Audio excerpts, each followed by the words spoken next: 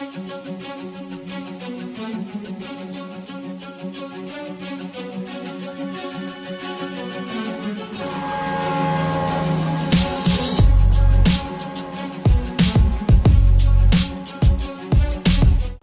everyone, this is Shukesh Boni from India and you are watching Gadgets Portal. Today, as you can see, I have got the new Samsung Galaxy S DUOS and I'm going to make a quick unboxing and hands-on review of this new mobile phone. Now from the picture on the box, as you can see, it has got the same form factor as the very premium Galaxy S3, and as a dual SIM phone, it also features Samsung Smart Dual SIM functionality. That means when you are on a call over SIM 1, you can still get calls on the SIM 2. Now the color of the handset is pure white and you don't have any other color choice. Now the pricing information is here. It has got 19,100 MRP, but you can get it under 17,000 Indian rupees, equivalent to 320 USD. Now here are some features. It has got up to 7.2 Mbps download speed over 3G, which is kinda disappointing for a device like this. Now the processor is 1 GHz single core and you are getting a 4-inch display with WVG resolution, and the camera is 5 megapixel autofocus with LED flash, and also there is a front facing VGA camera. The user interface is Samsung TouchWiz and it is actually the latest nature UX that is available on the premium Galaxy S3. So that's all in the packaging. Now let's get started with the unboxing and show you what are the things inside. Here is the new Samsung Galaxy S DUOS, and as you can see, it has got almost the same design as Galaxy S3. Now let's check what are the things inside, and here are some booklets. Here is the startup guide and there are some other informations. Now here is the headset and it looks quite nice. Here is the 3.5mm jack with nice gold plating on it, and here are the earpieces and they look quite nice actually, and also the build quality of this headphone is quite good.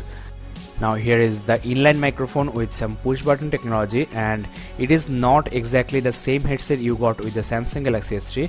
You're also getting some extra earbuds, which is quite nice. Now here is the charging as well as the data syncing cable, and it is the typical micro USB to USB cable.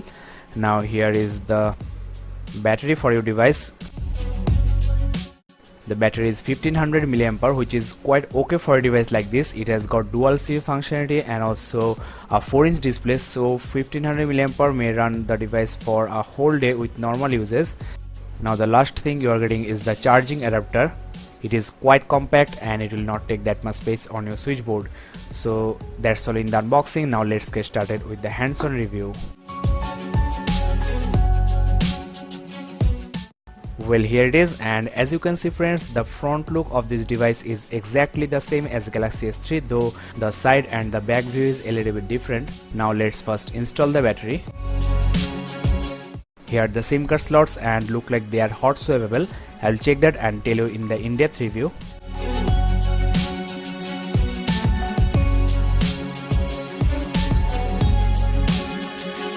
Here is the new Samsung Galaxy S DUOS, and regarding the looks of this device, there is actually nothing to say. It is quite soothing to the eyes, and the good thing is that it also feels quite solid in hand because of the nice 120 gram weight. Now let's have a close look at the exterior. Here is the 4-inch display with 800 by 480 pixels at the rate of 233 ppi, which is quite good, and as you know, it is normal TFT screen, not Super AMOLED or Super AMOLED Plus. Here is the TouchWiz home push button, and you're also getting 2 capacitive buttons over here, and as you know, the home key also unlocks your phone.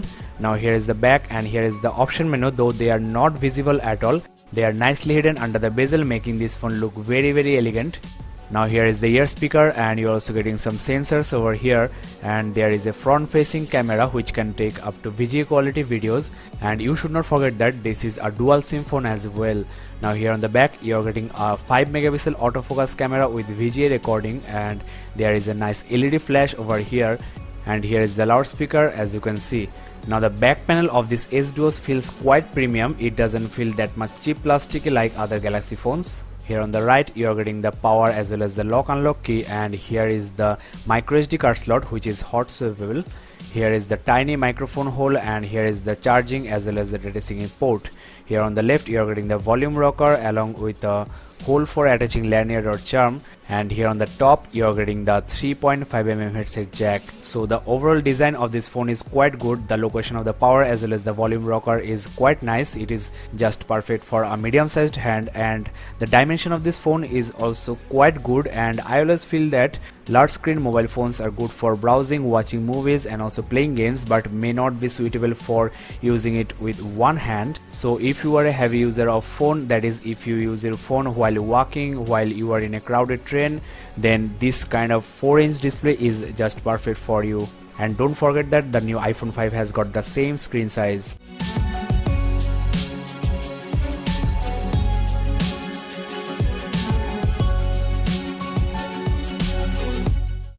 Here is the very beautiful intuitive nature UX, and one thing I should mention here is that the display of this phone is looking absolutely brilliant. It is not Super AMOLED, but still it is quite good actually, and the color reproduction, the viewing angles and also the contrast level of this display is looking excellent. I think this is the best thing in this mobile phone. Unless you unlock the device, you can't actually see what the device is actually capable of. As you can see, the pixels are quite crisp and I am actually very happy with it. I hope you will also love the display if you buy it. Now I have used this TouchWiz version on the Samsung Galaxy S3 as well as on the Samsung Galaxy Chat, which is a low-end phone, and my personal experience is that it is a very intuitive, simple and user-friendly interface, and there are a lot of customization options and also hidden features under the simplicity. Now let's get started with the quick overview of this UI. And if you pinch on the home, you are getting a preview of your 7 home panels, and you can delete them, rearrange them and also make anyone your default home. This thing is quite common in a lot of phones. Now let me show you the notification window, and you are getting a direct brightness control right on the notification window, and at the maximum brightness the screen is looking very bright actually. Now here are the notifications, and you can just end them by sliding to left or right, as this phone is running on Android Ice Cream Sandwich 4.0. Here are the SIM selection options, and I will actually upload a dedicated video discussing about the dual SIM calling on this phone, so check my channel for that. Now here you are getting a lot of toggle switches as you can see. Now friends, let me show you the dialer on this device. Well, it is not very fast. Here it is. The dialer looks quite clean, and you are getting 2 call creation keys right on the keypad, and you're also getting a video call option, which is quite nice actually. Here is the locks option, and you will get both of your SMS and calling information. Here is the favorite contacts, and here is the contacts. And you can obviously use these handy options of TouchWiz, like you can slide right to call and slide left to directly send message to the contact. Now let me quickly show you the messaging on this device and also a quick demonstration of the QWERTY keypad. And as you can see, the QWERTY keypad on this 4-inch display is looking quite spacious. Writing on this keypad should not be a problem. You can obviously use the continuous input right from the settings. Let me show you a quick demonstration of it. This continuous input is quite handy and also quite easy. After some days of use, you can get used to it, and after that you will love it a lot. There are a lot of other handy options on this phone, and I will cover all of them in the in-depth reviews. Now here is the applications menu, and you are getting these applications with this phone out of the box, and most of these are typical Android apps, though there are some exclusive Samsung apps like the chat on over here. This phone also comes with FM radio, and there is also an app here called Handy. Now let's check here, and you are getting this My Movies over here, and also My Music app, and you're also getting the Samsung apps, which actually shows you the recommended applications specially for this device. I'll show you all of this in my in-depth reviews. Now let me show you the widgets on this phone, and as an ICS device you are getting a live view of your widgets. Let's add one, and this will be great, and you can obviously resize it as you wish. Now as you know, this phone is running on Android 4.0 ice cream sandwich, and the user interface is the nature UX you have got with the Galaxy S3. But one thing I should mention here is that as this phone is not as powerful as Galaxy S3, a lot of customization has been done on the UI to make it suitable for this slower processor. So a lot of nature UX options may not be available on this phone. I have seen exactly the same version on the Galaxy Chat. Now let's quickly check the YouTube experience on this device, and let's search for Gadgets Portal, that is the channel you are watching.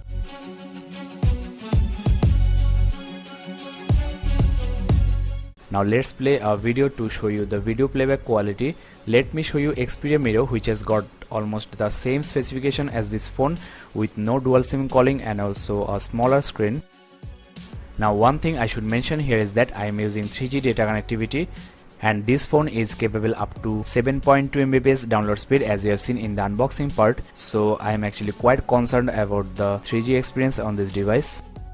Let's check the buffering time, and well, here it is, not bad at all. Let's watch in full screen.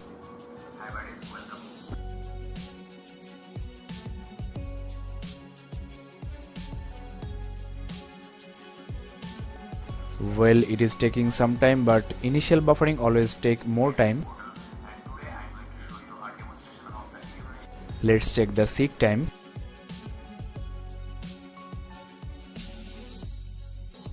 Here it is.